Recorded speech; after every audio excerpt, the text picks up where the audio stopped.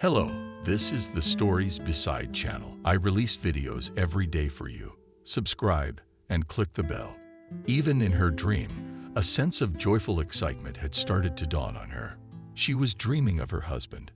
John pressed her to him, and it made the girl feel insanely good. So she opened her eyes and slid through the apartment still at dawn. The sun's rays drew on the wallpaper an intricate pattern. She threw back the sheet, allowing it to continue traveling over her naked body. Slyra sat up on the bed and stretched. The sweet theme had finally developed. The illuminating morning chill presented itself. Slyra got up, walked to the bathroom, and turned on the cool shower. She had practiced this for several years now. Hot water used to make it hard to concentrate, take away energy. But this way, it was like a second breath. You come out fresh and full of energy, immediately ready to engage in the day's hustle and bustle. Ahead of her awaits a new day, and in the evening a restaurant or the girl grinned dinner with her son, and hers too, though adopted. But it was she who had been by his side for 2 years, going to parent-teacher conferences, listening to his revelations about his relationships with friends and teachers. Did she feel like a mom? She was only 3 years older. No, she didn't want to be. Her husband just wanted to give the guy the illusion of marital happiness, so she went along with the game. He got lucky with her.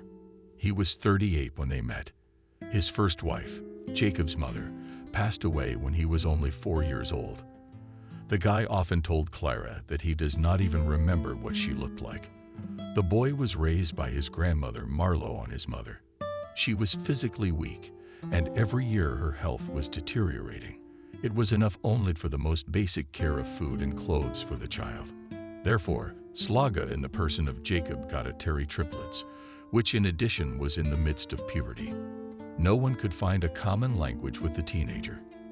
Complaints came from teachers and neighbors, and with his stepmother he became friends only years later when he turned into an angry, handsome young man. How she managed it, no one knew, but she was the only one he seemed to obey in public, and John was never able to win his son's trust. And did he want to? He went from one term to the next, and when he came back, he was in the pubs. It was a way of life that finally got to his mother. She died, leaving her negligent son a big house in the center of town. That's where John brought his new wife. At first, Jacob met her in the bayonet. He reminded the girl of the shield in her stomach, of his former self from his pack, the lonely, hungry, angry one. Clara was defiant and implacable with him as well. She was always the leader and considered herself the mistress of the house. That's why she went straight to the bottle in any dispute. Young, sensual, and passionate, she wanted to live only by her own rules and had no pity for the boy. He was in the way. She didn't need him at all. They disliked each other intensely, fought so much that they seemed to fight. She was very much in love with John at the time. She knew of his criminal record and knew he'd never put a stop to it. But the man was as handsome as God, and he was charming and generous. Strong, tall, with big, bright green eyes, a strong-willed chin, a dazzling and snow-white smile. A dandy. Dressed well-groomed. He liked to look after himself in the wild. He played sports, went to the tanning salon. He had enough money for metal ceramics, expensive clothes, restaurants, and women. Clara fell in love with him at first sight. As soon as she saw him in one of the popular night spots in the city, he too could not remain indifferent to the young Smuglyanka. Many people paid attention to her. Seeing her once in a restaurant, the man felt that this time before him is an interesting woman, and she will not be an easy prey. Flexible in an open, short, olive-colored dress, she walked confidently down the hall. She moved easily, smoothly, even though she was wearing high-heeled shoes, carelessly fixing her heavy, deep chocolate-colored hair, smooth as silk, with a look of big eyes snatched in the crowd of men worthy of his attention. Daring, risky, daring such, and did not meet on the way John Marlowe. Seeing her, he immediately began the hunt. He himself came to the table where she sat with her friends and glared at her with his eyes. He put an expensive bottle of champagne in the middle. my treat. Trial of strength, he with his low pro-chicken voice will not be enough, will order more. What's that for? That proudly threw her head down. Clara, we're sitting pretty good. I see you're sitting even better. The man turned around and went to his table. Sophia admired Slaga's friend Sophia. Chill. She gave him a piercing glare. I could smell him a mile away. That cat. Hogarth, yeah, you take after, Sophia giggled. I felt it too. Only you won't, because I won't. At the height of the evening, John and Clara joined together on the dance floor. They were irresistibly attracted to each other. Marlowe could only wonder that his new acquaintance was so confident, so young, and so bright. Her intelligence and grace could be envied by mature women whom John valued so much. At the end of the evening, he was enchanted by the girl. He was afraid to admit to himself that she had hit him right in the heart.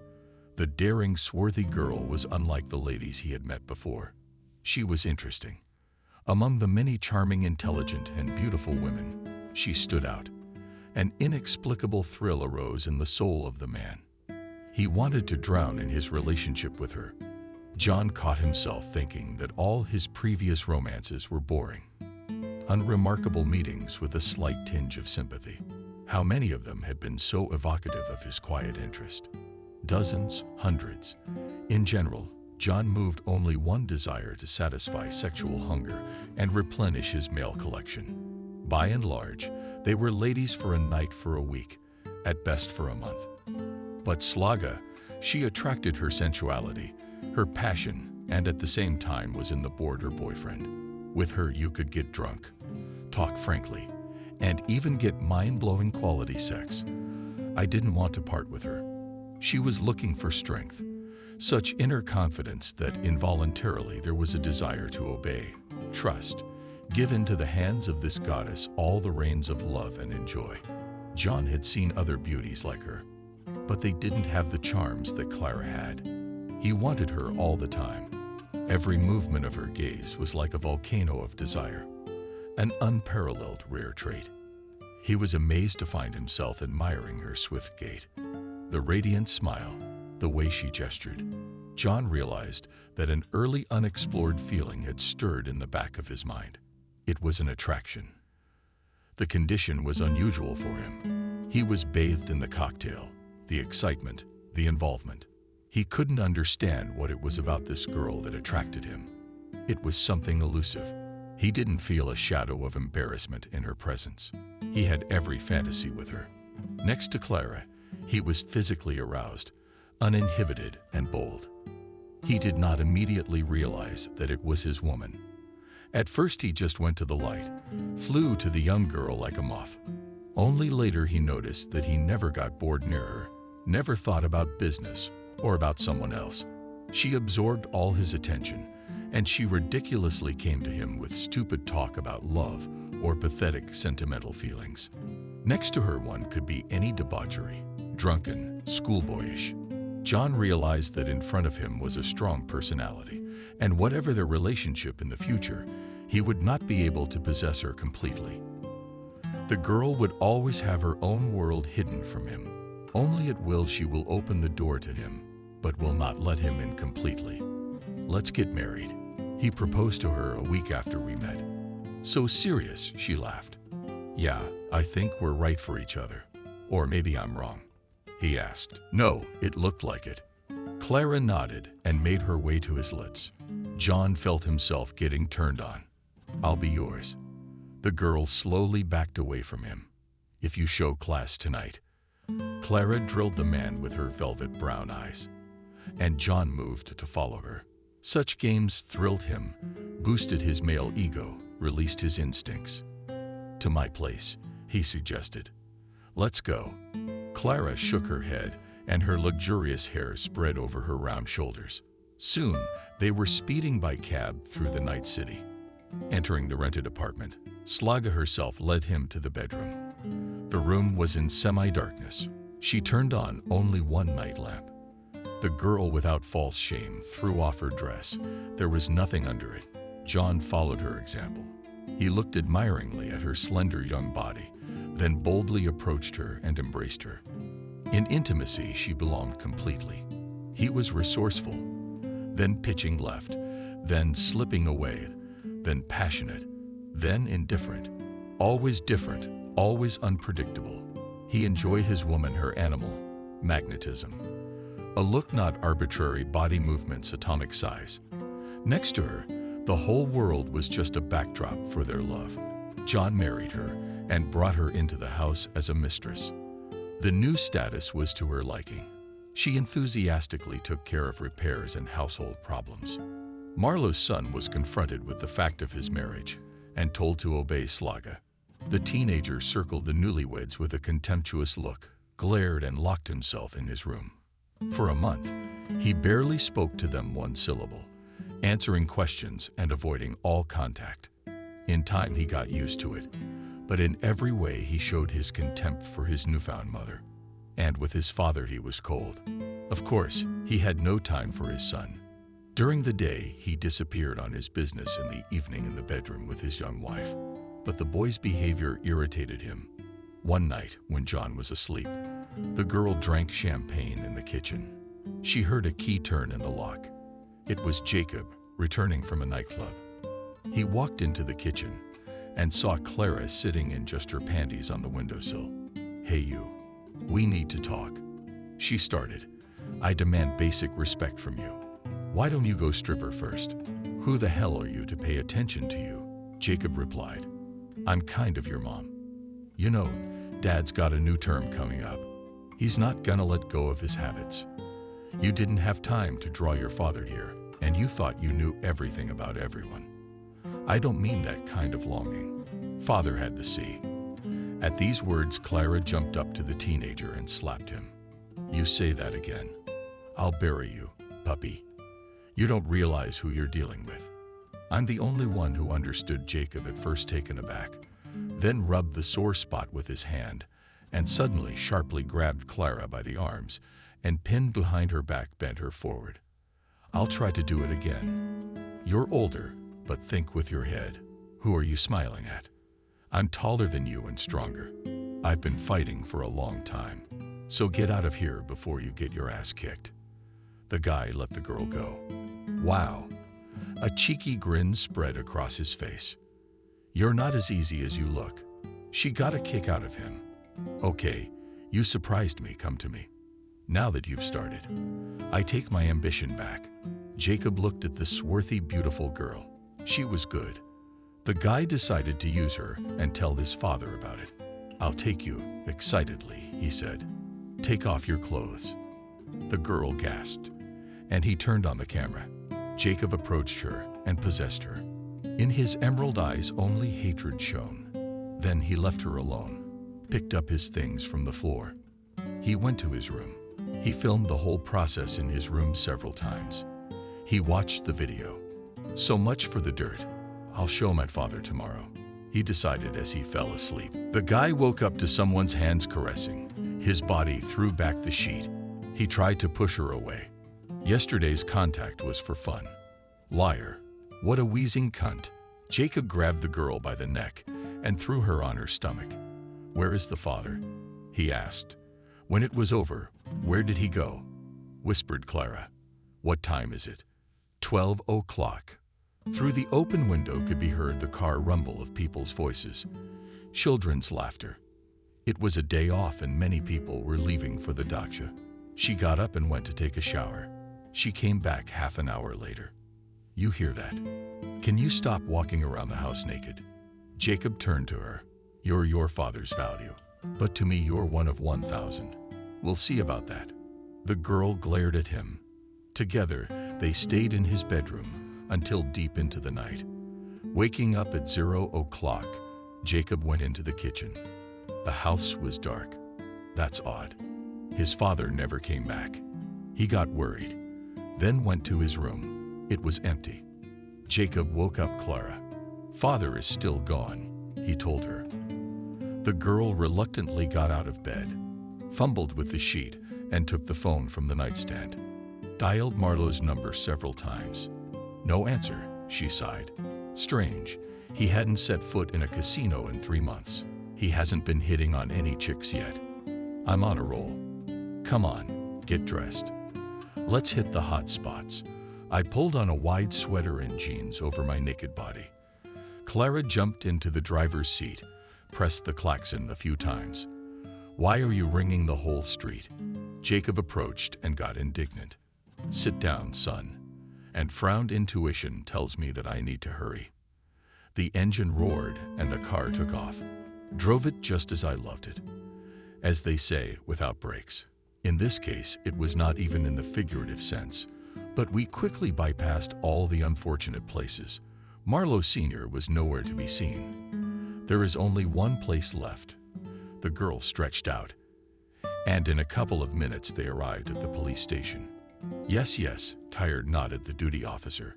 Took John on a theft at a jeweler's. You know he's the kind of guy who doesn't stay out long. But Jacob cursed profanely. That's pathological. You're in my hands now. The kid smirked at Syl as promptly as ever. And for me, in general, and on time to go home. Now we'll see him only after the trial and then on big holidays. Marlowe was sentenced to 3 years. He was sent to a high-security colony to serve his sentence. Clara came to see him for a long visit. He was released to a hotel for 24 hours. To her surprise, he first pounced on the food, and then already on her. The girl was standing by the window. He came up behind her and began to caress her neck, collarbones, breasts. The man imperiously turned her to himself, encircled her face with his palms, and completely given over to the power of his feelings, passionately penetrated her mouth. She wrapped her arms around her husband's neck, drawing him to her. Clara felt the pounding of his heart quicken. John covered the girl's body with short, vigorous kisses, freed her from her clothes, picked her up in his arms, and carried her to the bed. Then Clara lay on his shoulder, and he caressed the strands of her lustrous chocolate hair. Why are you cold? Did you find someone else? He asked. Don't talk nonsense, she whispered back. I'm just tired. I'll make up for it. She started kissing his ear, but I recognize my initiative, girl. With you, it's like heaven. He kissed passionately. The girl's flaccid lips. Their dance of love continued until dawn. Marlowe was satisfied. John, we're running out of money with Jacob. What do we do? Clara asked him in the morning. Don't worry, sweetheart. Just don't give your soul to anyone but me for it. Won't you need money? I've got plenty in reserve. There's enough for Jacob and the kids. I'll write you a power of attorney, and you can take it with you. Don't deny yourself anything. Spend it on vacations, salons, pubs. But no men. Go everywhere with your son. Sama told me that you two became friends and bonded. Nodded the girl. Hey, you're not sitting with a baby. It's interesting with him. With him, Topalov has the caress of a husband. He did not let her out of bed, but she only dreamed of Jacob. For the first time, the hunter for men's hearts was tired of physical love. Now she longed for the arms of her lover. Being close to him made her slave happy, and she wished to be with Jacob every minute of her life. Meanwhile, her relationship with him was complicated. He slept with his stepmother, but he only looked at her with lust. There was no love in his eyes. He began to tear himself down. She hired tutors for him. The boy's behavior also became more even.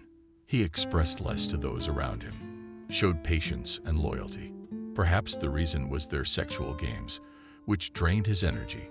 He behaved swaggeringly in the bedroom and could brazenly order himself to incarnate into a nurse or a bank director's hotel maid or a school teacher. The guy seemed to enjoy realizing what influence he had over her, and for some reason he wanted to humiliate the girl. Maybe for the fact that she took from him the last favorite person of his father. All of Clara's pride and independence vanished.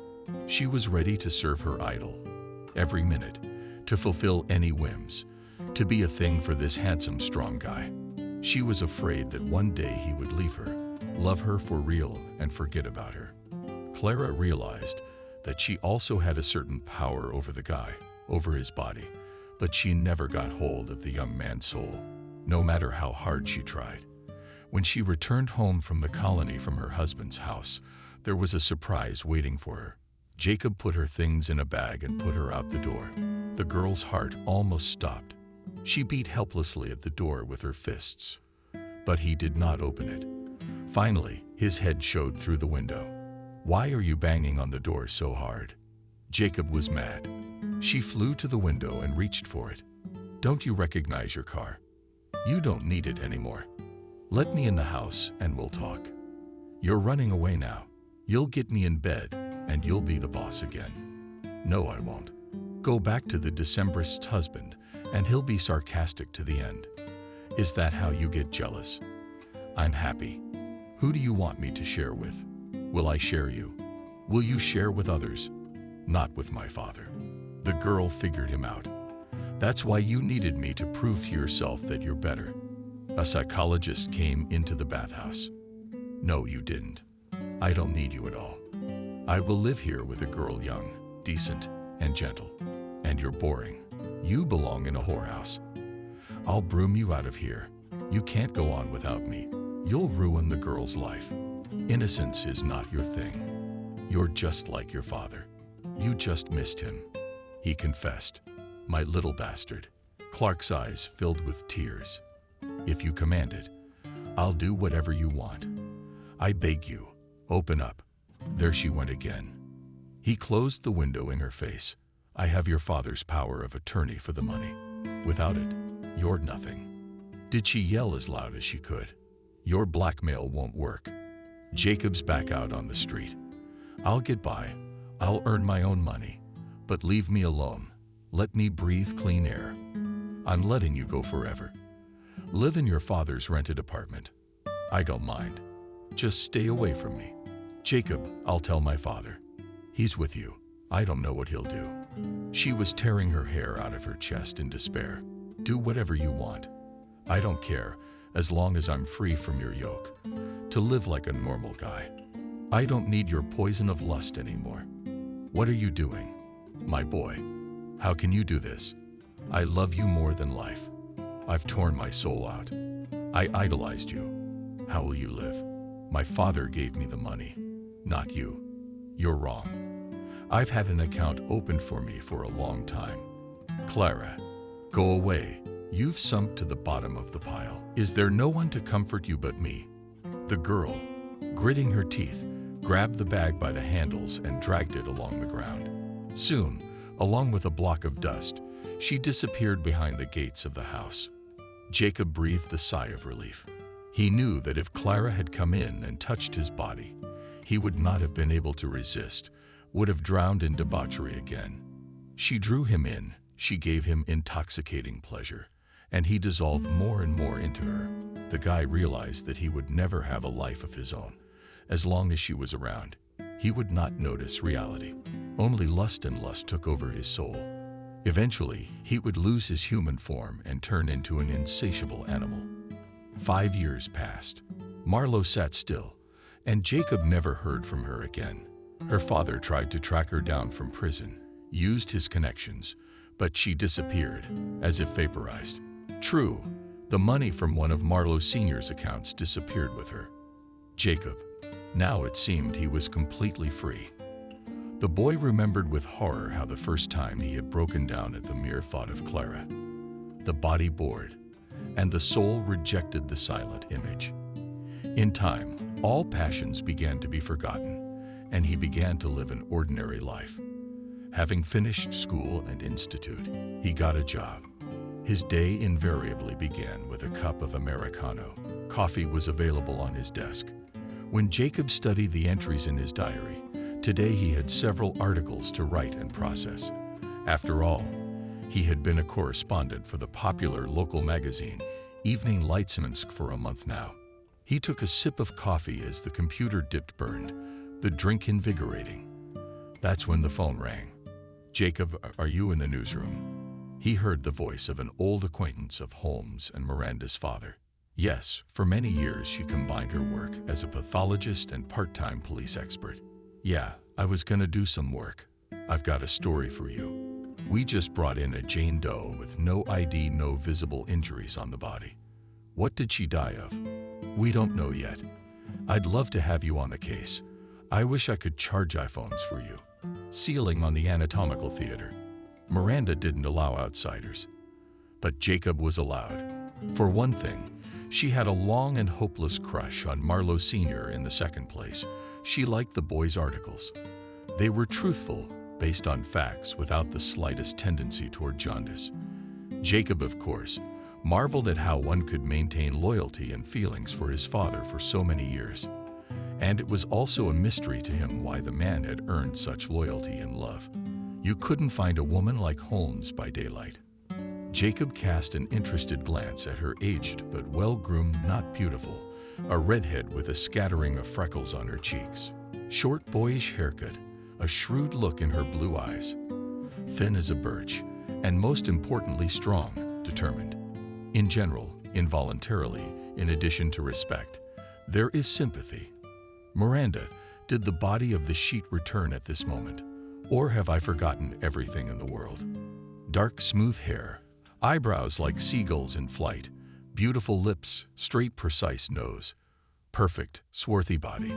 There was no doubt in his mind that he was looking at the woman in front of him. You're not well, Jacob. The pathologist got worried. Looking at the defeated guy, very much he could not hold back. Tears spurted from his eyes. Jacob stepped out into the dark corridor and leaned against the cold wall. Soon his father would be coming out. One must try to pull himself together and find out what had happened to his wife. He never filed for divorce. He kept hoping she'd come forward to tell him about their affair, or hide it, which was better. Jacob took the pictures of the car. He said goodbye to Miranda and went to the police station, hoping to find out something about her recent life. Went straight to the office of his close friend, James Jackson, but he had not yet received any information from the Ministry of Internal Affairs database about the girl or her photos. Jacob showed all the photos to his buddy. Wow, what a sultry beauty. In her lifetime, right? Twirled it like she wanted to. When he whistled, he twirled. Through gritted teeth, said Jacob, you know her. I used to. I'll tell you sometime. It's a long and murky story. They spent hours enlarging the pictures to get a better look, but they saw no signs of violence. That's what James said. We're not going to see anything on these pictures. She died accidentally. Assault or accidental. She didn't put up a fight. No scratches, no bruising on the body. Dress is intact. What happened to you? Girl? Expensive clothes, fancy manicure, well-groomed hair. What a grief for her loved ones. And she has no one but her husband. Jacob sighed. He's been looking for her for years. Found her. There. Who's the husband? Tell me, what's darker? Father, really. But why didn't you say anything? Yeah, our people were talking about this case, that he was wanted from prison. They found it when he was with her. I guess I wasn't in the suit. Yeah, that's right. You told me once that he got married. How am I gonna tell him now? I'm not gonna tell him anything. He's in poor health as it is. I thought he'd be strong and strong forever. Maybe he would have been if she hadn't disappeared. Did he give up after hearing that? Well, he still has to be officially notified. So there you go. And say, James, when he's home for 5 days, there's no ID on her. And we know the girl is Sarah Marlowe. Only then I didn't put my testimony into evidence. And there, while the investigation is going on, the father will be released. Okay, Jackson agreed. Have it your way. We need to know where she came into town from, where she was, why she came back, and why she died. Go ahead, get that information and bring it to me in a kiwi beak, and look for any witnesses who saw her alive. Jacob couldn't sleep at night. He remembered his and Clara's stormy past. He got out of bed, went to the kitchen, poured himself a glass of wine, then sat down to look at the pictures in his laptop, where he transferred them from his iPhone. Zoomed in on their makeup. The victim had a brightly colored evening outfit. Apparently was going somewhere new. Did she make it? We need to hit the restaurants. Hit an underground casino. No sign of a struggle anywhere. Blissful smile on his face. I don't think he's ever been high before. But who knows? She had a passionate, uncontrollable nature. He was awakened in the morning by a call from Miranda Holmes. "Put me to sleep. I'm not bleeding," she blurted out angrily as the blood was turned off. Even if she'd woken up, there was no chance of survival. An egregious case in my experience. What do the police know about the girl? Nothing. And no leads. Oh, by the way, was she raped? No. I'm going out tonight to look for information. My guess is she spent the evening or night out in public somewhere. She's dressed festively. Yeah, according to her stomach contents, she had a big meal somewhere before she died. And she's got foreign blood on her shoe heels. I'm typing. Jacob had breakfast, jumped on a streetcar, and in half an hour was in the editorial office. Ask off the chief to intrigue with the prospect of sensational news. "Jacob, you're getting into trouble again. You haven't had your snouts cleaned enough lately," Joe ranted. A burly bearded man with round glasses, smiling at the boy. "You like stories, don't you? If it wasn't for Jackson's support and help, you'd be in the hospital with fractures." Joe back then was not an intellectually challenged gangster. And that exsanguinated girl, that's a crime unheard of around here. Out of the ordinary, so to speak. She didn't have her purse, though. Maybe it was theft. But then why kill so brutally? The killer wasn't interested in sex with the victim. "It's going to take me a long time to get to the bottom of this and help the police. Please don't distract me with your phone calls. Pass my pile on to someone else, whatever it is." The material looks unusual. Most importantly, knowing the tenacity of Marlowe Jr., in response only waved his hand, say, "Go ahead. Go for it. Good luck." For 5 days, there was no word from the boy. At that time, his father returned from the colony. The man was unrecognizable. "Got old and lost weight and called my son, but he wouldn't pick up." Good as usual. The spare key was on the shelf in the shed. John entered the house and made his way into the kitchen. There was a laptop computer on the table. There was a slit extending from it to the mains. "Where did you go in such a hurry, son?" He left the techon. He sat down across from it and opened the lid, and the faucet glowed. Marlowe wrinkled his nose at the picture of the dead girl, wanted to slam the computer shut. Suddenly, his heart throbbed.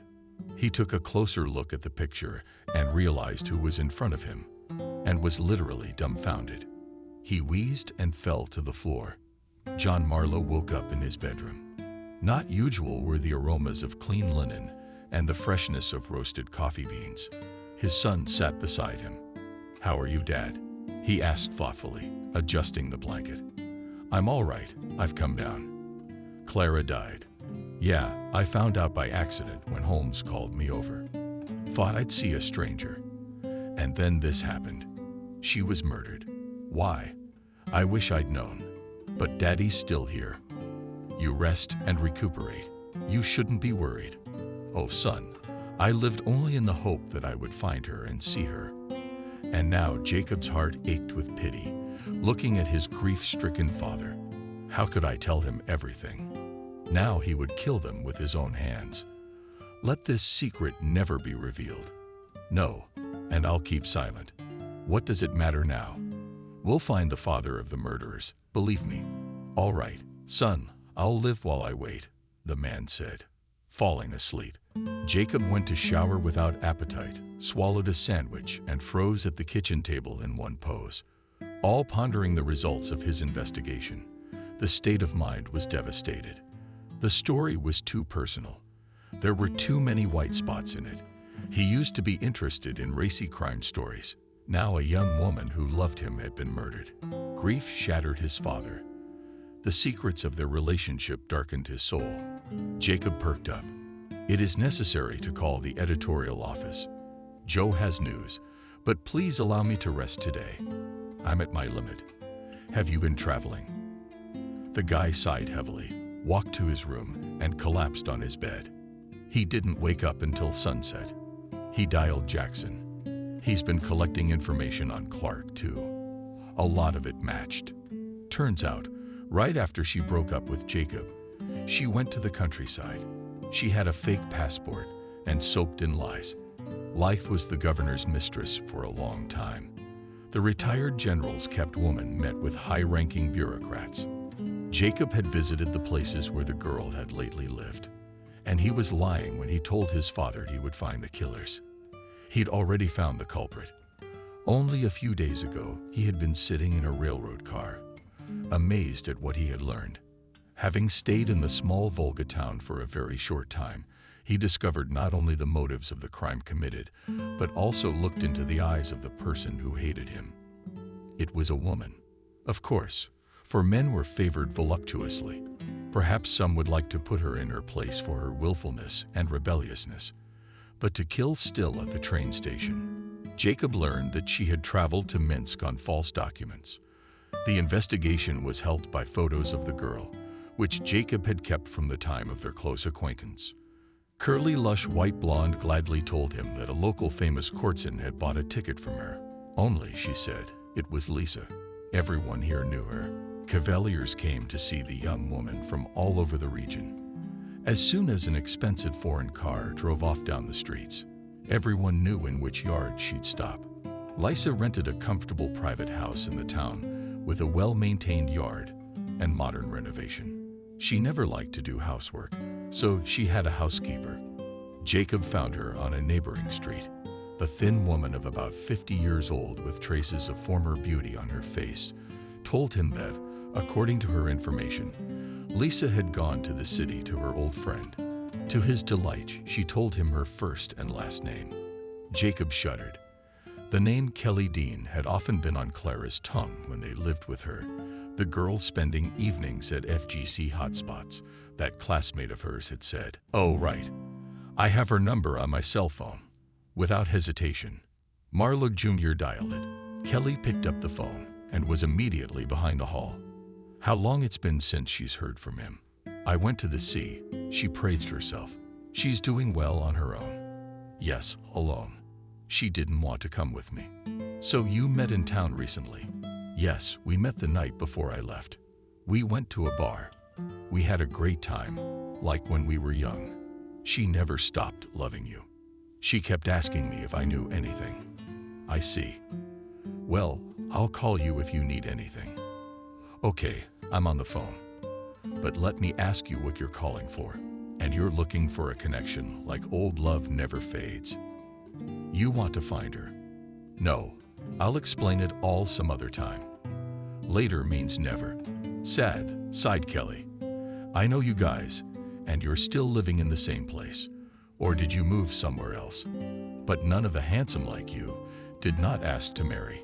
I'm still with my parents. Shall we get together?" "I'll be back in 2 days. I'll think about it. I'll call you." "Bye, Kelly." After this conversation, Jacob decided to have a conversation with Dean's parents. They were extremely surprised by his question about their daughter and her friendship with Clara, although they were happy to be contacted by the correspondent of the local newspaper. Jacob showed them his identification. They calmly told him that the daughter was now vacationing on the Black Sea coast, about the fact that they began to communicate with Slaga in kindergarten and then at school. Slaga, because the mother abandoned, ran away from her husband with another. He brought her daughter up to speed, and she finished school with his support and died. And then in school and after. Girlfriends never parted. They were together all the time. It was only 5 years ago that their paths diverged a bit.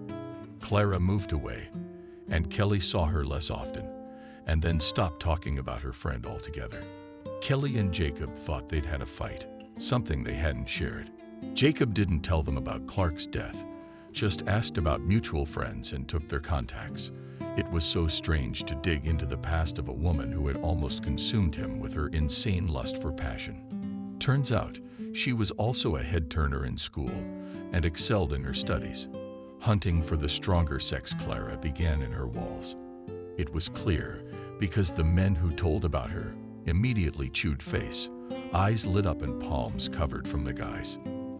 It's been years, and she still excites them.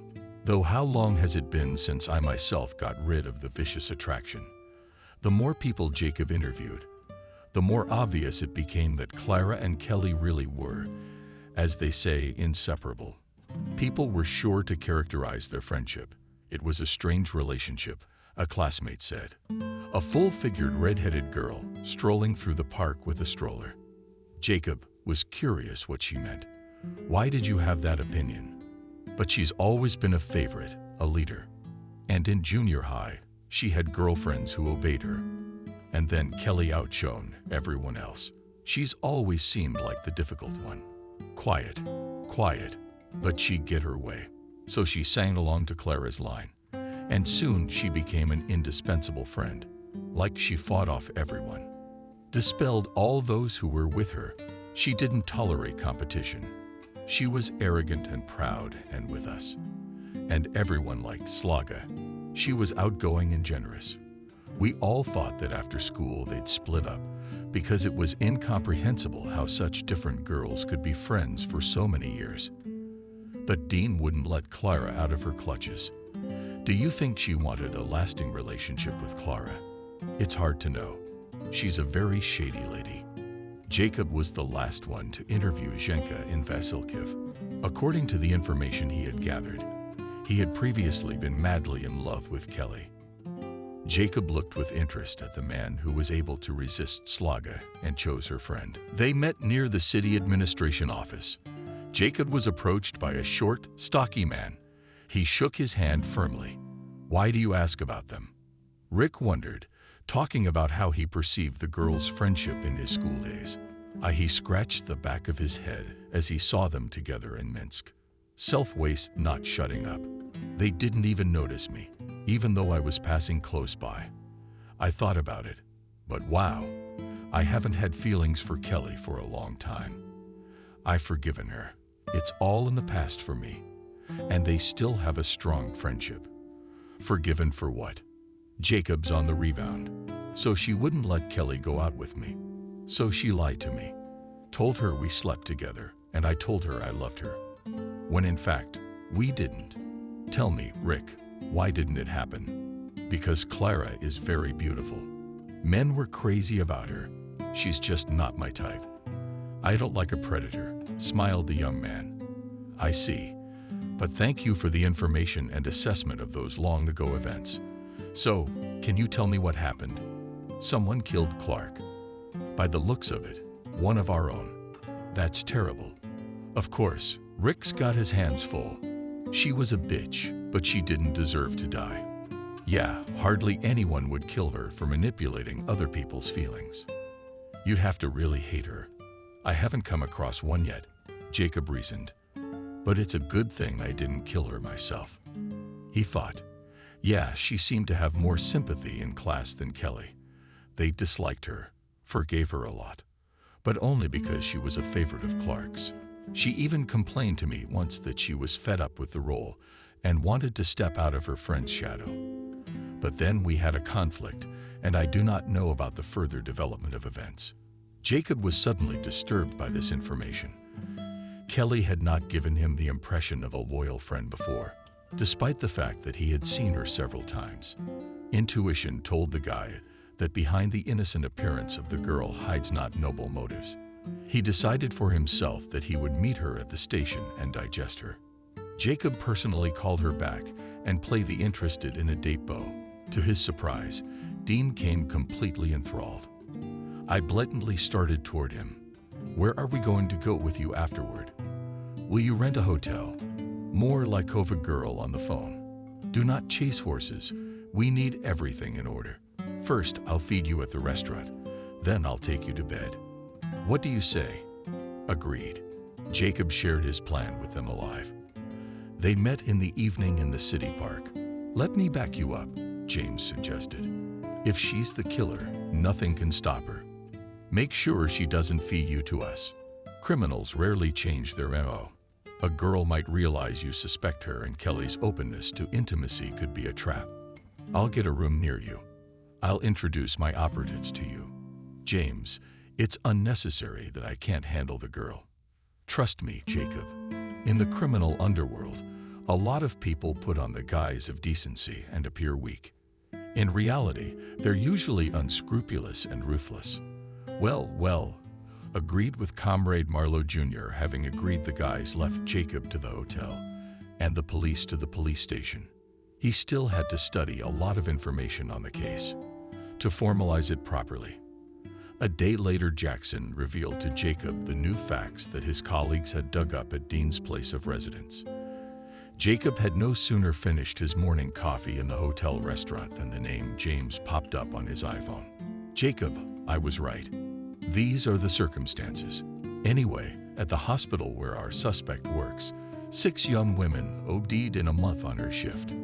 Blamed it on them, like they weren't following doctor's orders. The victims were being treated for hypertension. Where'd they get it? Oh, in this day and age, diseases are getting younger. What's your diet? Yeah, and stress isn't exactly a rash. The pace of life. So why would she take their lives? What's her motive? I don't know that yet. And that evening, Jacob's phone was ringing off the hook. They were Kelly's attacks. Jacob, I want to go straight to my room. Will you get out of the way, get dressed up, or should I go to yours? Mine. He pretended to give up. The train arrived on schedule. Kelly jumped out of it happy and cheerful. She gave Marlowe a big hug and handed him her bag. Oh, it was so hot in the car, Dean shared. All night long my eyes stayed shut. She looked adoringly at the guy, flapping her long eyelashes. It seemed before him a naive and pure girl. Her gentle gaze, pure blonde hair, clear, blue eyes, open smile, confused Jacob. What kind of conniving killer is she? Cunning in her own mind. Maybe, but she's not smart. She goes wherever she wants, like a chicken. He put his arm around the girl's fragile shoulders. Now you're sleeping all chilly in the room. There Kelly took a shower, changed her clothes, tidied up, and only then went down to the restaurant with Jacob. James was nearby. After receiving a text message from Marlowe Jr., he broke into the room. There was a gym bag on the floor. Things were scattered on the bed. His keen eyes stopped on a very expensive purse. What was on the nightstand? It was impossible to buy one on a nurse's salary. James carefully opened it and examined the contents. He found a vial of Jacob coffee. Well, of course, although it doesn't mean anything yet. Meanwhile, Jacob was looking intently at his companion. Yes, Clara, she was certainly far away. But she was not unattractive. Short in stature, blonde, and pretty. He cast a glance at her slender calves and saw in the ankle area behind the living. But apparently a recent scar. It was still pink, healed a few days ago. Noticing his gaze, Kelly tucked her legs under the table. Why are you hiding your pretty legs from me? If you're going to give yourself away, Jacob is going to give himself to me. Oh, that's me. I had a friend who was too pretty, and everyone paid attention to her exclusively. That's why I still have a complex. Jacob flashed in my head. Though I learned to love myself, the girl continued. Didn't Clara call you while you were at sea? No, but she's probably in her little town there. Did it ever occur to you to ask how your friend was doing? Oh, come on, Jacob. Like you don't know how stiff she is. She only communicates when she wants to. I'm used to it, and I don't take any unnecessary steps in that direction. Well, I knew you weren't interested in me, but in your ex-girlfriend. The girl was starting to get angry. Jacob filled his glass with champagne and interestedly looked at Kelly, jealous. You're wrong. It's been over with her for a long time. You can't live a human life with someone like her. You become a slave. How sad is your voice and your look now? Dean stated. You loved her after all. I was sick of her, answered the boy. That's more accurate. It's not love, it's an addiction. Let's get on with the summer and the food. He nodded at the waiter who brought the hot food. You'll still need your strength at night. He winked at the girl. After dinner, the couple returned to the room. Jacob skillfully portrayed passion, fiercely possessed Kelly. After the intimacy, the girl completely melted. She did not live in his arms and smiled blissfully. I've never had such a thing. You are an exceptional lover, quietly whispered she. I can be. Jacob grinned to himself. But that's one of those things. You can't praise yourself. No one will. But Kelly could use a lesson from her friend. How to get men. Totally mediocre woman. But she's achieved her goal. Mademoiselle. Relaxed and unsuspecting. Indeed, she gave the impression of a carefree and happy girl's woman. Therefore, the appearance on the doorstep of James with an ID card in his hands was a complete surprise to her. He directly asked where your friend Clara, with whom you had lunch together. June 16, 2000 at the Oasis restaurant. And where were you at 20:30 when she was killed? Whose purse did you have? Jacob joined the interrogation. Can you tell me how you got the wound on your foot?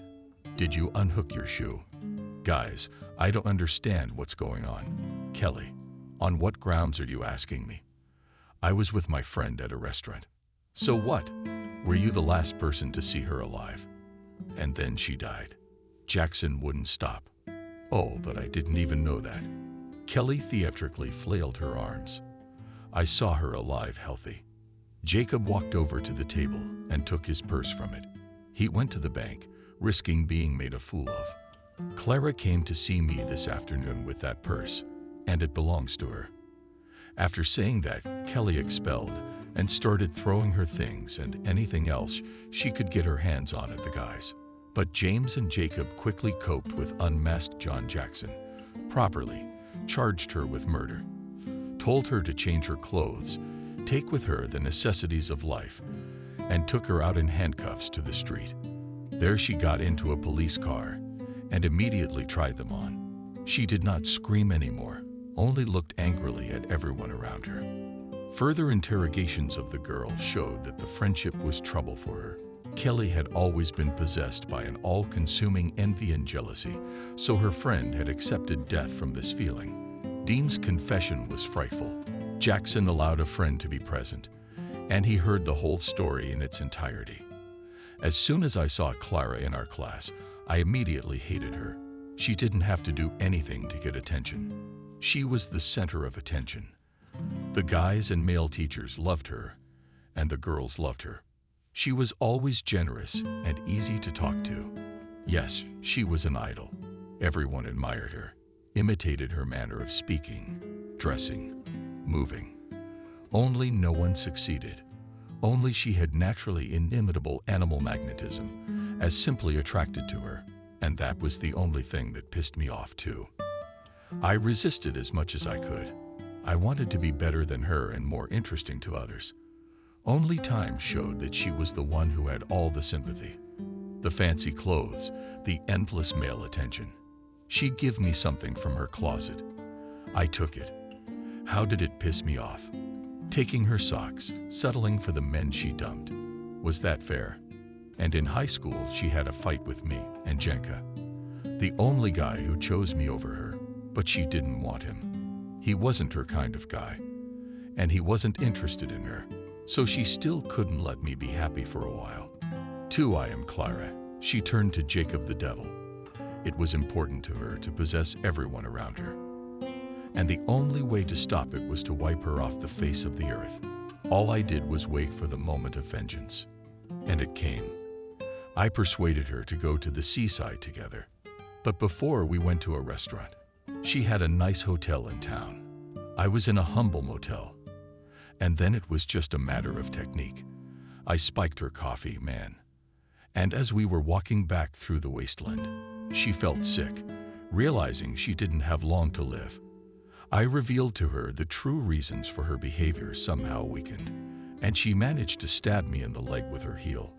But then, as she passed out, I pulled the plastic system from my bag and pumped it out of her body. The blood quickly covered her with cardboard boxes, took my purse, and went traveling. I deserved it.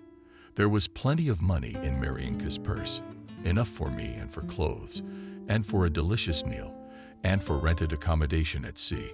Tell me, my dear, why did you kill so many women in the hospital? James asked. I heard them talking about how happy and well off their lives were. I was jealous. I was also conducting an experiment. What dose to give in Marienka? Nobody suspected me there at all. Kelly Dean was smiling in court. It's not that much. 15 years for sweet revenge for a hated friend. Jacob wrote an interesting article and got a commendation from the editor-in-chief. He detailed the whole story to his father, clarifying his and Clara's past. Gradually, Marlowe Sr. began to recover, and Miranda Holmes visited him. Life fell into its own rut, and the Marlowe story was gradually forgotten. Calmness and dimensionality seemed to have entered their lives. But this was a deceptive impression. One day, Jacob had to go on a business trip, and his bus was involved in an accident. He woke up to the touch of hot hands stroking his face. He opened his eyes, but there was no way to see the man's face. Instead, there was a thick haze and a worried female voice. It obviously belonged to a young nurse. "Thank God. You're finally awake. That's good. Now maybe you'll tell me your name. At least I'm questioning you. I'm gonna go get the doctor." Jacob tried to comprehend what was happening. "The doctors came to my senses. I'm in a hospital. Why is there no picture of my last memory? My eyes hurt. I can't see anything. Where am I? Look, Jack, our John Doe is finally awake. Well, that's good to know. Driving all the way out here with no ID must have been in a hurry. He's a fighter, so he'll live on. Am I right? Sick, can you hear me? What's your name?" Jacob took a deep breath, and his chest was crushed by pain.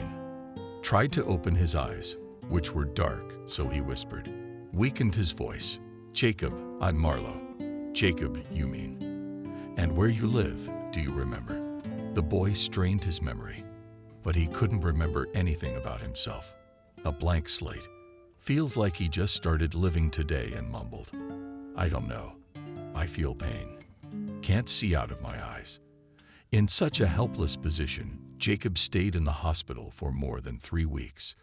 In contrast to his memory, his eyesight began to gradually recover as his physical well-being improved and his body regained its strength. Despite the fact that the doctors quickly found out who he was and where he came from, he himself could not recover the former pictures of his life. James and his father came to visit him and talked about what he had been like as a young boy. But Jacob only shrugged his shoulders. His mind was empty. The doctor's explanation was that after the accident he had retrogrades, amnesia, and a condition. Oblivion could last a long time. Jacob had problems not only with his vision, but also with his musculoskeletal system. Multiple fractures meant he could only walk with a cane. His father took him home, and there Jacob was mortally bored with what to do. With his mind, he would do everything, but his body was limited in movement. His own existence seemed meaningless to him. He looked at old photographs, listened to the stories of his father and friends, but the memory was like a thick fog. Some vague images and outlines disturbed him at night, but there was no clarity in them. Day and night he began to read everything that came under his hand: magazines, newspapers, books, tried to find something familiar in the professions, literature and art, but no signs of identification with anything I could not identify with. And suddenly I began to write stories, essays. Words literally poured out of his soul. Thus were born his novels in the genre of fiction. True, only his father and his girlfriend Miranda read them. On one such evening, Jacob met one on the street. He was older. He'd been living without a past for 5 years. Never remembered himself before the trauma. Talked to him. His wise musings on life were close to the guy. He even experienced a faint hope that the images of his former life would return likeness again. Pleasant communication brought the men closer together. And during the next meeting, they told each other about themselves. Some raiders in broad daylight beat a new acquaintance, Marlowe Jr., took away his lodging, shoved some money and a one-way ticket, threatening not to tell anyone about the incident. If he wants to live, of course. That's how he ended up in Minsk. As long as he had money, he lived in hotels and ate in canteens. When the money ran out, he found a modest place to live and got a job as a janitor in the same neighborhood. Fate ordered so that both became lonely, unnecessary to society. Reading and a common view of many things asked him. One early morning, Jacob came out to him in the yard. A friend waved to him. He was deftly handling the Christmas tree. It was already warm, for it was a hot summer. Marlowe sat down on a bench, waiting for his friend to come to him. Suddenly, he heard a sound like a cat flickering or a baby crying. Thought he heard it. Turned around behind him near the trash can. Saw the baby carelessly tangled in Baykov's blanket. He quickly jumped up, picked up the blanket from the ground, and holding it to himself, ran to the hospital. It was difficult to breathe and walk. Injuries were still making themselves felt, but he went forward fiercely. After all, it is necessary to have time to save the baby's life.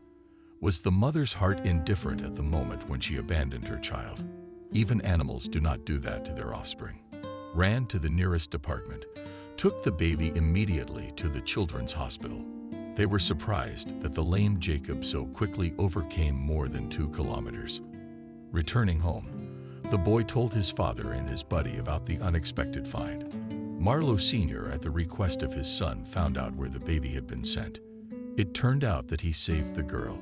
She was treated at the Central Hospital. Jacob was very worried about her health, and with the help of James Jackson, who issued him a certificate of freelance police officer, was able to freely visit the rescued child. The head of the ward favored their meetings. When she learned that he was the one who had picked up the girl, she asked him, "What would you like to call her in life?" Sort of like godfather to her, "Now you come for Jenna." The name was pleasant to his realization. "It's a good name," the woman agreed. "That's how we'll do it."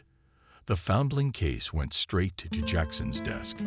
He searched for the girl's mother, found her in the hospital. The story she told him was egregious, but her deed was not justified either morally or legally. At the hospital, James immediately sought out the doctor who had treated the young woman. "Well, my dove," my doctor looked at Jack with tired but kind eyes. "I can tell you it's almost a miracle, the beating, multiple concussions, but there's no irreparable consequence. The girl is strong and on the mend. Well, she didn't get hit in the stomach, so she gave birth to a healthy baby girl. She was moved to a comfortable 1-bedroom today. You're free to question her." "Thank you, doctor." "Thank James. What's the room number?" 33. The doctor answered. "Thank you too." He squinted a little. "Maybe you can get along with her. She says she can't remember anything. But as a doctor, I can see there's nothing wrong with her memory. There are other motives for this silence. We should punish such a thing and not let it go unpunished." Before entering the girl's room, James staggered a little to the door. He didn't even want to talk to her, but he knocked. He heard a slightly hoarse knock in response. "Come in." The young woman looked bad in the light of day, but he could tell that she was pleasant looking. Despite the large bruises on her face, Jack realized that in good health she was quite good looking. Her appearance could not be called standard. She possessed a natural soft beauty. On the graceful face of the girl, as 2 stars shone, large cornflower-colored eyes framed by thick eyelashes on her cheeks' dimples, and thick blonde hair slightly waved. "Hello, I'm an investigator. I'll be handling your case. Tell me how you were able to leave your daughter." "I don't remember." The girl mumbled, embarrassed. "It's all very curious. But what is your name? Do you remember?" "Camille." "Camille." The girl blurted out and turned her back to the wall. James asked her a lot of questions, but she stubbornly maintained that she did not remember the events of the accident, without ever finding out anything. The policeman slammed the door irritably and left the room. But Jackson's stubbornness was to be envied. He was eager to see open cases through to the end. A couple of days later, he returned and confronted the young woman. In fact, she only wanted to forget forever her entire personal history that had led to such a violent denouement, starting from the moment she had first seen Stephen, her future husband. Their acquaintance had been very pleasant at first. He wooed beautifully, was caringly polite and responsive to any request of the girl. Camille grew up in a boarding school and did not remember her parents at all. And that's why she went to work right after graduation. She and Stephen worked in the same chain store and constantly communicated as colleagues. Camille was a novice specialist, and he on his own initiative immediately took patronage over her, helping her with advice and guidance. They became close on one of the corporate holidays, when they escaped together from a long but boring banquet. That same night, Stephen kissed her while walking her home. He courted like a real gentleman, was very gallant and witty, gave small but nice gifts and flowers without occasion. Before Camille had time to remember, she found herself with him in the registry office. And as soon as she became his wife, good, in their relationship ended. First of all, her husband forbade her to work. Then he audited her closet, threw out some of it. In the trash went short skirts and blouses with frank cleavage, fishnet lingerie, jewelry, and even cosmetics. Then Stephen began to disappear nights and waste money in the casino. His wife he did not allow to go to the nearest store, kept locked up, locked the apartment on the key, going to work or to a nightclub. He made scandals if she painted her lips without his permission, tore her underwear, and threw things off the balcony. Unfounded, accusing the spouse of lewd behavior. The man constantly humiliated his wife, tried to hurt with a word, reproached with a piece of bread. At the moment, when under the violent and mentally outbursts of his wife, Camille decided to leave her husband, she realized with horror that she was pregnant by him. The day she told her husband this, he beat her for the first time, deciding that the child was not his. Then the beatings became regular and more prolonged. Saving her unborn child, the young woman managed to escape through the back door of the women's clinic during a routine appointment to which Stephen accompanied her. She had her papers and some personal savings. A few days later, her husband found her at a close friend's apartment on the internet, beat her severely, forced her into a car, and drove her into the woods. At first, he probably wanted to burn her, as he doused her with gasoline, but then he just hit her over the head with a weighty board and threw her. There she heard her husband cursing her and wishing her death. Gathering her last strength, she took several days to get out of the forest slum. How had she managed it? She did not know. Ragged, hungry, beaten, and yet she didn't file a complaint against her husband. After the hospital, they wandered among acquaintances. Her husband wasn't looking for her anymore. He thought she died in the woods. Camille realized that if he found out that she was alive, sooner or later he would track her down and beat her to death. She was afraid for both herself and the child, so she decided to keep it a secret until she gave birth. Afterward, she dropped the baby off where Jacob found it. Jackson silently recorded her statement. "Don't you want your daughter back?" he asked. "No," the woman cried. She refused to give her up on the grounds that her husband would kill the baby girl with her. James instituted criminal proceedings against both of them. They were convicted and sent to a penal colony. Both spouses died there under unclear circumstances. The girl was left an orphan while her parents were still alive. Only Jacob could not leave an infirm child. He was attached to the girl with all his soul and knew a lot about her himself. How much she eats, how she sleeps, when she cries. When the baby got stronger, she was transferred to the baby house. He got a job there as a watchman for 6 months and stayed there near his eyelash. The girl grew before his eyes when she began to make the first steps. The guy began to seek permission for adoption, returned to the editorial office of Pravda, started there everything literally from scratch. But he got the job done in a matter of months. He rebuilt his reputation as a top journalist. Life had given Jacob a gift. Though he had lost his memory, he was now a father. He was given a little girl to raise. He became her legal guardian. A daughter became an important goal. The father helped raise her, and he was thrilled with his granddaughter. He found faith in himself too. He settled down. Raising a baby girl, 2 men, was not easy, but they put in it all the love and tenderness on which only were capable. Grew up with her from diapers to school. They truly loved Jenna with that unconditional incommensurability and love that elevates a person above the ordinary. Their hearts were filled with unselfishness and pure thoughts. The little girl was able to give them true happiness, except that there was no mistress in the Marlowe house, and when it seemed Hope was completely gone. Fate gave Jacob another chance for personal prosperity. Beautiful, statuesque, accurately honest red-haired girl sat in the carriage of a fast train and leisurely drank hot sweet tea to the rhythmic clatter of the wheels. In Jenna's memory flashed pictures of the recent past. The bustling capital city, its noisy highways and bright night lights were left behind. Her soul was longing for the long-awaited meeting with her native land, cozy home, and caring mother. She lay down. Drama quickly piled up and enveloped the girl's consciousness, and she instantly fell into a deep sleep. She awoke to the unceremonious shouting of the conductor. "Citizens, passengers, wake up. The train is arriving at Minsk Station.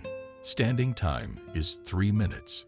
Jenna, fearing the unpleasant stupor caused by sleep, and quickly packed her things in a sports bag.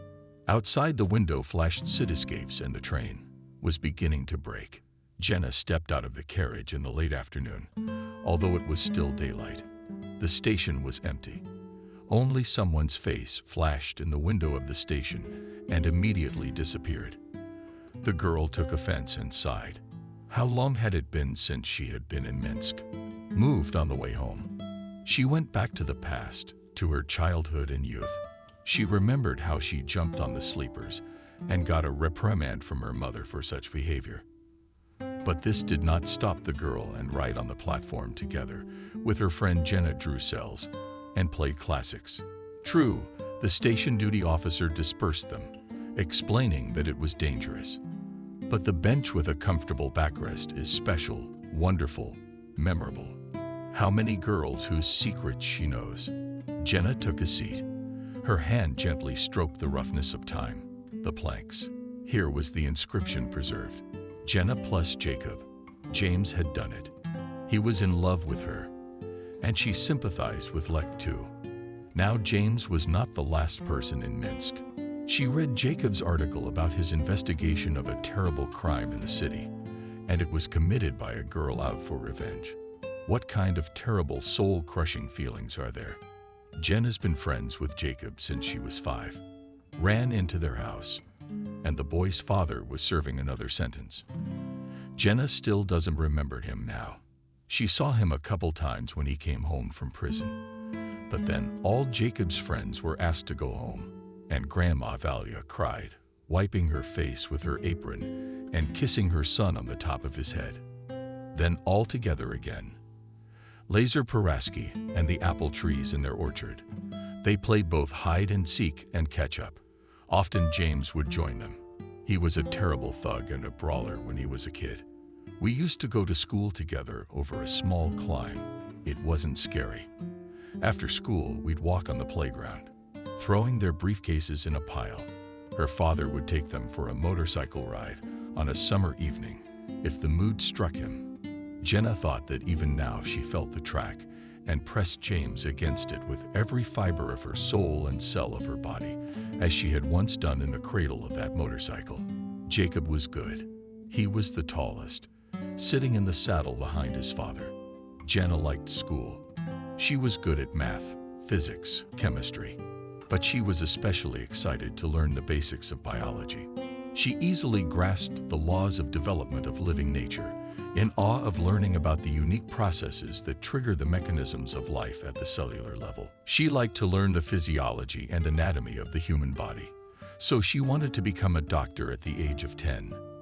And in her youth, after reading Mikhail Bulgakov's novel Notes of a Young Doctor, the girl was finally confirmed in her desire. Despite the fact that Jenna had few illnesses and practically did not encounter doctors. As a child, the atmosphere described in the books was internally close to her. Already as a girl, she was ready for responsibility for someone else's life and health, treated all abandoned cats and dogs. She was interested in learning all the subtleties of this craft. And one more incident from her own life pushed her to choose her future profession. One day, she cut herself and a pustule appeared on her leg. Her mother took her to consult a surgeon. He, of course, prescribed treatment and dressings, and the girl often had to visit the children's polyclinic. She liked everything: their cleanliness, medicinal odor, white coats, and friendly nurses. After already in high school, the same surgeon came to their classes and told about his profession. After his speech, the desire to give themselves to this craft only strengthened. Perhaps it was the finger of fate, because even now she did not regret the decision that she chose the path of a doctor, but she really wanted to devote herself to children. Therefore, after the third course, she went into pediatrics, and when practice began on duty in the hospital, the girl realized that she had chosen a profession to her liking. She had very good supervisors who discerned in her the future luminaries of pediatrics. This, of course, was presented by them as irony. But Jenna had indeed fallen into the hands of a unique specialist. Her mentor was a thoughtful doctor, teaching her to reason, analyze disease symptomatology, and think clinically, to see nuances in practice that textbooks didn't talk about. That's why Jenna Smith was drawn to this hospital. She was trusted there. It was as if she had already established herself as a boarding doctor. Already after she received her medical degree, the girl worked in the profile. Especially, she liked those days when the venerable doctors went on vacation and duty became independent. Then immediately felt the increased responsibility. After all, under all the documents was not the name of the mentor, but her own. In general, she had no regrets about her choice. Professionally, she was growing, gaining experience, and was satisfied with everything. But her personal life did not work out. No, there were plenty of suitors, but only her heart was long occupied. Jenna's memories were interrupted. Her mom ran towards her across the tracks, worried and aged. "Jenna, what are you doing? I'm meeting you on the platform and you're not here." "Don't worry, I raided the memorials. You said you couldn't make it." The girl rushed to hug her. "Yes, my employee didn't show up. No way we're gonna do this. A hole in the fence to close." Vasilchikov, taking her mother under her arm, Jenna smiled broadly. "Even though she's changed, she still smells just as delicious. Herbs and milk. Mom's house is quiet all around, not that in a frenzied, ignoring Shield's priceless joys of life. Everyone's flying somewhere, all dazed. Their faces are stamped with universal importance, and in their eyes indifference to their neighbors.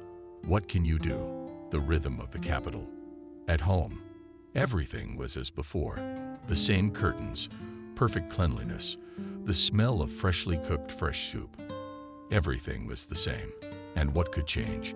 As if hearing her daughter's thoughts, Cindy answers, "There's only no man in the house. It's hard to manage alone. But I don't need anyone after your father. You'll get some rest and we'll go and see him off. I've tidied up the grave. Mom and Aunt Rick Jackson. They live on Zareknaya Street. Where will they go? Everything suits them. The capital doesn't beckon with its lights.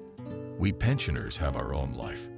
Gardens, orchards, and in the center there are houses like Marlowe's. Here they are with excitement," asked Jenna. "Yes," the woman sighed, covering her mouth with her hand. Jenna looked at her mother's changed face. "What is it, James?" Also in the newsroom, John left the past. He works as a caretaker at the orphanage. That's where James worked, while the girl he rescued was being cared for. "What girl?" "Oh, Jenna. Everyone here knows the story. I didn't tell you. You were so fond of him when you were young, and when he got a stepmother in the house, he forgot all about you. Somehow I got out of it. I knew then that we were no match for them. I guess she forbade him to be around you." "Really?" Jenna was surprised. "Not married," Cindy hastened to add. "After the accident, he lost his memory. He doesn't remember anything." Tears came to Jenna's eyes. How could it be? Why would a guy do such a thing? After such a message, the girl barely touched her mother's literate things, ate hastily and without appetite. She wanted to be alone. It was too sad news she had learned. Jenna got up from the table. "Thank you, Mom. Don't look for it. It's a culinary masterpiece. That you barely moved to this masterpiece." The girl's mother sighed. "I've been so excited about so many things. I'm going to walk to our school." Go, Jenna. Maybe your heart will calm down at home." As soon as the door shut behind her daughter, Cindy sank tiredly into a chair. Would Jenna have left here if it hadn't been for her unhappy love? Jacob had been the only one she had breathed since she was a child, and everything was going so well for them. And then, like a whisper, he just walked by like a stranger. And he had his eye on Jenna. I saw it. I'm a good judge of these things. It was like the Snow Queen in a book, like a guy's heart for a lollipop from a piece of ice. And Jenna walked along the forest clearing, breathing in the fresh air. Grasshoppers rolled merrily in different voices. Birds sang. The wind swayed the majestic crown of trees. Hearing the cuckoo, she stopped, decided to try the game, as in childhood. If it's even, then the wish will come true. And now I'm wondering if I'll meet the person I'm thinking about. I looked around. There was no one there. The old game didn't work. She was sadly reminded of the old days. She didn't realize that the object of her thoughts was now moving toward her. 5 minutes later, they bumped into each other on the forest path. He gazed intently at the young woman, and suddenly, like a flash, like an epiphany, all those stories of his life that James's father had told him about came alive, sparkled with warmth and vividness, and he realized why he had given his daughter that name. Because the relationship with Jenna was the purest page of his destiny. It was possible to remember them countless times they warmed and pleased, begged. Memory relegated him to the days of Marlowe and Smith's happy youth. I tell you again, if you don't stop making noise immediately, I will have you thrown out of class. I urge you to concentrate. Final exams are coming up. Jana Vladimirovna, the physics teacher, corrected her glasses with Poland on the tip of her nose and continued explaining a new topic. The door was ajar to the classroom. Slowly surfaced breasts, and then dimensional bodies. Kathy, the headmaster. Excuse us a moment. Adriana. She walked to the back of the room. There in the courtyard of Jackson High School you were catching. She turned to the students and pointed to James, who had entered with her. Please love and pity him. Starting today, I'm taking him under my control. If you skip class, you'll have to deal with me. Jackson said hello, scrutinized his classmates, and made his way to a vacant back desk. But you're a fruit. Jacob winked at his friend. He shrugged indifferently and nodded to the girl. A couple of days later, as a May thunderstorm rumbled outside the window, the Jackson family was preparing for their son's 21st birthday. A statuesque black-haired woman was closing in on the kitchen table. A handsome man with a somewhat sly expression watched the game cooking in the oven. He carefully opened the cupboard door, once again filled his glass with Wermich, and sat down at the kitchen table, happily holding out the amber drink. James stepped out of Spain, strode into the hall.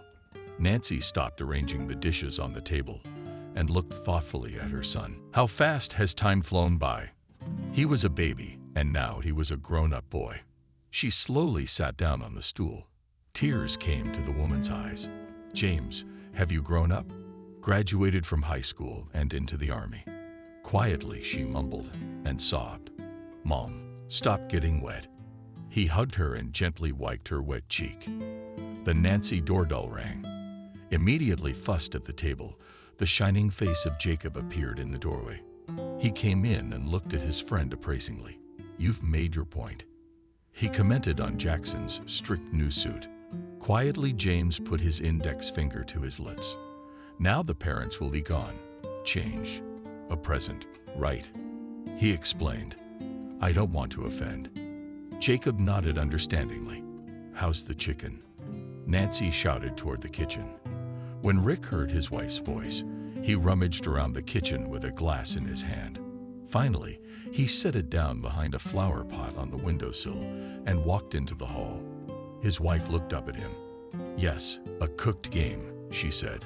Rick stepped in and shivered, allowing his wife into the kitchen. She opened the oven, pulled out a baking tray. The crust was covered with a pink-brown crust. The sweet smell of meat and seasonings filled the room. It was done. She turned off the stove, then took a rasketli and a bottle of Wermach from the cupboard and silently handed it to her husband. But all the guys turned, she turned to Jacob and James. Make your own mashed potatoes. You'll be splitting up. Knock on the wrong door. She opened the door and walked out of the house. Nancy was called out by her husband. Why did you turn around? She forgot to take off her apron. Nancy laughed, took off her apron and threw it over her head. Her spouse sidestepped the grinning boys. Jacob deftly caught it on the fly. Soon the cake arrived with the delivery. Accepting it, James bowed theatrically. Thank you heartily for such an appetizing birthday present for my best friend. May it be yours. The bakery clerk was startled and hurried to close the front door. James went back to the apartment, went into the hall, and put the cake on the coffee table by the window. Then drained the water off the potatoes. I'll have the potatoes, he called Marlowe over. And I'll go and change my clothes. On the whistle and under the nose rhythmically melody. Jacob smoothly opened the refrigerator, took out milk butter, and plunged into the process of cooking mashed potatoes. When the dish was done, he tangled the pot tightly in a terry towel, grinned contentedly, and headed over to his friend's house. James had already changed into a dark blue Empire, tight blue jeans, and was triumphantly retrieving 2-liter bottles of vodka from under the couch. Jacob whistled happily. And I thought I'd have to settle for a crown. How did you manage? Did your father show solidarity? James handed the bottles to Jacob. He's a world-class entertainer. Jacob winked at his friend, went into the hall, and put the bottles on the table. Insistently assertive, the bell rang. James headed for the front door and opened it from the threshold. The guests gave a friendly shout of happy birthday. Happy birthday. Thank you. James bowed playfully, rolling the whole thing up. The noisy crowd barely fit in the narrow hallway. James immediately rushed over to the tall, slender brunette, Sveta Maxikova. He helped her take off her windbreaker, placed it on a hanger, and sat down carefully, removing her shoes from her flawless feet. The classmate tipped her head slightly. Sveta laughed contentedly. James stood up. She wrapped her arms around his waist and lightly touched her lips to his cheek. The young man. Then, closing her arms, confidently took him under her arm, and they walked to the table. And Jacob accepted the clothes from his companion's John. And looking at the filled hanger, he walked to the bedroom, folded the jackets on the sofa, and returned to the guests. They were rattling their plates in friendship, pouring themselves cold appetizers. James was pouring liquor. When the doorbell rang again, at last Jacob's favorite, Smith, showed up. I don't like her very much. I only invited her for a friend. Oh, you're lying. I wouldn't mind a light chuckle myself. With feline grace, putting her foot on her leg. Yes, yes, she cast a sly glance at Jacob. He was in no hurry to open it. James patted him on the shoulder. I'll get it. Marlowe waved his head negatively and headed for the front door himself. It really was Jenna. Happy birthday, James. She greeted Jackson. You don't mind my company? No, he smiled. Come on in. You can undress in my room. He nodded guiltily toward the coat rack and strode toward the bedroom. Jacob will show you out. The girl nodded and followed Marlowe. The room was in semi-darkness. Jacob held out his hands to help the girl take off her cloak. With a familiar motion, she threw it off and put it on the back of the couch. Let's go to everyone. Yes. 12 pairs of eyes. Hand in hand. They appeared in the doorway for a moment. There was silence in the room. James flew over to Jenna and pulled her to the table, taking a seat next to him. Jacob sat down next to Sveta across from them. So Jackson rose from his seat. Finally, everyone is gathered. So let's have a toast to my coming of age. And wish me a happy birthday. Happy birthday. The guests cheered in the midst of the fun of the light. Dancing with James from behind his shoulder, watched Jenna. Something about her was beginning to annoy her a lot. Imperfect, sure. But there's something about her, she pondered. The boys are bursting at her. Soon, they'll break their eyes. Beautiful, thick, golden-colored hair, slightly oval, not falling below her shoulders. She's not badly built, but she's clumsy. I'm much more graceful. The dress is not bad. Straight, one thin khaki color. It's a good eye color. The chest and the cleavage is nice. What can I say? She has taste. Her legs are slender, but mine are longer and much prettier. Her eyes are either gray or gray-green almonds. You can see the shape. That's where she gets her rest. Mine are just huge lakes. Can you drown? Yes, but what's that look in her eyes? The caressing, thrilling look of sensuality. Skin as pale as milk. Lips very beautiful, medium-sized, straight nose. Sharp chin, self-taught. Still, she is very attractive. Svetlana pressed her lips together resentfully. Something my queen frowned. James kissed her ear and whispered, "You are the most beautiful. She's a long way from you." He nodded toward Jenna. Maxikova shuddered. She ran her slender fingers through James's thick hair, looked into his mesmerizing black eyes. "And you know all this about me." And she wrapped her arms around his neck and gratefully penetrated his lips. He responded to the girl, but he himself furtively still admired Jenna. What a thing Zamora was, and how had she blossomed. A sweet, luscious, young girl, but too right. What to do with her? Jacob couldn't help but admire the girl from childhood together. It wasn't until recently that he realized who she had become to him by her eyes. An open smile, an infectious laugh. Literally, everything about her seemed warm and familiar to him. He stood up and asked Smith to dance. But the tune suddenly ended.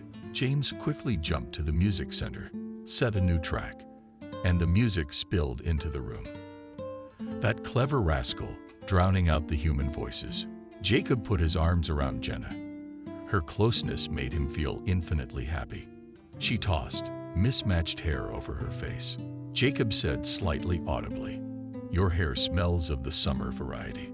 Really, she looked embarrassed. "You don't like it?" "No." He gently touched her lush curls with his hand. "Do you like it?" "Very much."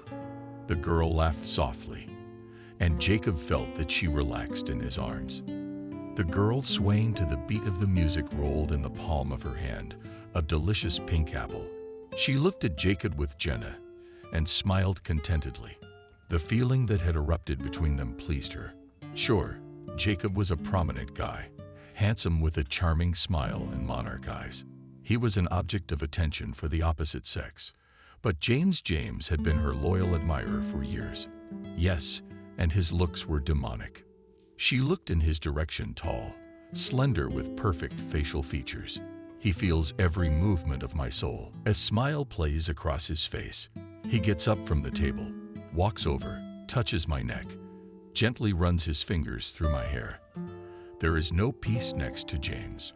Girls are crazy about him, and so am I.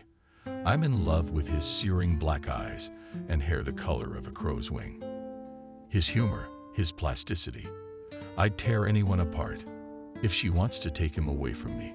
Jenna. All right, that's it. I mean, you gotta admit it to yourself. Good girl. The girl, in an impulse, hugged James, pressed tightly against him. A small shiver shook her body. Abruptly, she took a big bite of apple. Droplets of juice appeared on her lips. Sveta looked at James, and in her blue eyes danced the fires of fierce, all-consuming passion. The music ended. Jacob and Jenna stood in the middle of the room, unable to look away from each other. Then they sat down at the table, and without paying attention to others, enjoyed each other's company for the rest of the evening. By midnight, the guests began to leave. James, who had been drinking a lot, came up to Katya and took her hand. "I've decided to see you off after all, baby." He staggered a little. The girl gently withdrew his hand and waved her head negatively. "No, I'm with Jacob. Let's go retired." Sveta chuckled, holding out his jacket to him. James slung it over his shoulder swaggeringly, clapped his friend below his back, and followed the others outside. Jacob helped Jenna put on her coat, and they went downstairs. The street smelled of rain and spring freshness. The girl took Marlowe under her arm. "And if we get that prologue back," she extended her arm, "we'll be at my house in 10 minutes. I know a longer way." Jacob winked at the girl. "Normal heroes always take a detour," she laughed. All the way they chatted, And Jacob caught himself thinking that he was easy with this girl, carefree, simple, and heartfelt. And so the newfound happiness did not last long, for then Clara burst into his life, wrapped up in his vicious passion. She stole his father and his only love from him. Jenna, of course, hurriedly left the city, went to Moscow. There she entered the medical school. In general, he lost her. Along with happy memories, Jacob was covered with a dark past that he spent with Clara. About it, he now could not think without disgust. Away. He didn't want to drown in it again. He was admiring. Jenna hadn't changed at all. Even better now. He stepped closer. Her hair smelled the same. Her eyes looking at him with the same love. No, it can't be. Am I dreaming? I just came for 3 days. I haven't been away for almost 4 years. My mom was scolding me. How are you doing? Jenna pretended not to know about Jacob's problems. He acted like he didn't have a blackout. It's okay. Let's go for a walk. I live with my dad.